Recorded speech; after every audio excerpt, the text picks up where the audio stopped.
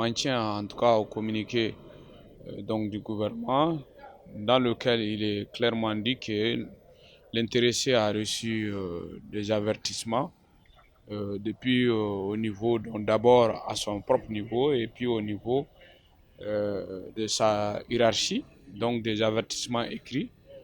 Je pense que ce n'est pas surprenant pour un pays responsable, pour des autorités en tout cas responsables, un pays souverain, euh, de prendre des décisions de ce genre, si ça va en tout cas à l'encontre des intérêts du pays, parce qu'ils sont là pour ça. Ils sont là à défendre les intérêts du Mali. Donc tout ce qui va contre ces intérêts, moi je crois que ça fait partie de leur devoir. C'est peut-être au regard de l'état actuel du pays également qu'ils sont allés à cette décision. Ils n'ont pas dit qu'ils ne vont pas travailler avec la CEDEAO, avec une autre organisation, que ce soit de la sous-région ou que ce soit de l'international. Ce n'est pas ce qui est dans le communiqué.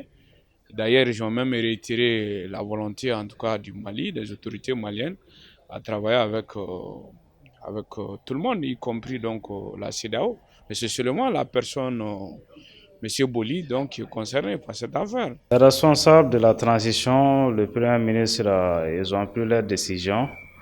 Vraiment, nous, on est soutient ça pour ça. Comme on a dit la fois dernière, qu'on soutient la transition. La décision qu'ils ont prise, on est vraiment d'accord avec eux.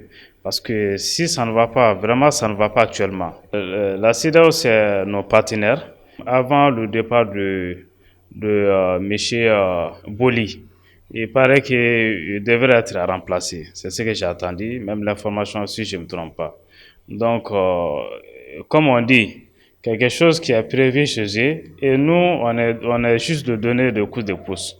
Notre soutien ne manquera pas de défaut et on va les soutenir. Le Mali, c'est un pays souverain qui a accepté librement d'adhérer à la CEDEAO. La personne de Boli a été informée plusieurs fois de ces actes qui étaient incompatibles avec la transition. Et avant ça, M. Boli était en contact aussi avec les mouvements M5 qui a fait que le président de la République a chuté. Vu toutes ces analyses, les nouvelles autorités de la transition ont compris son jeu parce que quand les Occidentaux parlent, ils parlent de la CEDEAO. À chaque fois que l'Union européenne parle, ils disent qu'ils sont derrière la CEDEAO. Ça veut dire que la CEDEAO est un apport pour eux. Et c'est à travers les analyses ou les écrits de la CEDEAO que la communauté internationale aussi travaillait. Vous savez, un État est composé de plusieurs couches. Quand on regarde la situation actuelle du Mali, on doit soutenir le Mali parce que nous sommes fragilisés. Nous sommes combattus par des forces, on peut dire nocturnes, qui sont en train de déstabiliser notre République, surtout dans les zones où l'économie du Mali se trouve. La CEDEAO a été saisie par le gouvernement de la République du Mali pour parler aux représentants. Peut-être qu'il n'a pas saisi. Plusieurs fois, il a été avisé. Et c'est pourquoi le gouvernement a décidé de l'expulser du Mali. C'est des actions aussi qui nous donnent espoir. Surtout quand on voit la situation actuelle du Mali, nous ne pouvons que saluer l'acte du gouvernement, surtout le ministre des Affaires étrangères, qui est Abdoulaye Diop, qui est en train de mouiller le maillot pour le Mali.